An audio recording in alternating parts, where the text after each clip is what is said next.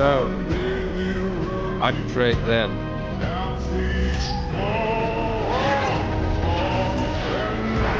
To take over Professor X's body, Apocalypse cast a powerful curse that awakened Magneto's full potential, elevating his powers to Omega level. After absorbing the Earth's essence, Apocalypse forged a psychic helmet for Magneto, turning him into his ultimate guardian. Apocalypse pinned Professor X to a sacrificial altar and commanded Magneto to stand watch. But just as the possession ritual reached its critical moment, Magneto vanished. In a flash, Nightcrawler teleported to Professor X's side, scooped him up, and escaped the ritual. Apocalypse stared at his hands in disbelief. He couldn't fathom that the possession had failed. Furious, he turned to find Professor X gone and stormed out of the pyramid to hunt him down, only to be ambushed by Quicksilver. With blinding speed, Quicksilver pummeled Apocalypse, leaving him no chance to fight back. But Apocalypse quickly identified Quicksilver's weakness. His eyes shifted, and tendrils of energy wrapped around Quicksilver's legs. As Quicksilver tried to strike, Apocalypse caught his punch with one hand and shattered his thigh with a brutal kick. Just then, Psylocke approached, sword in hand. Apocalypse gripped Quicksilver's hair and ordered her to execute him. Quicksilver braced for death, but instead,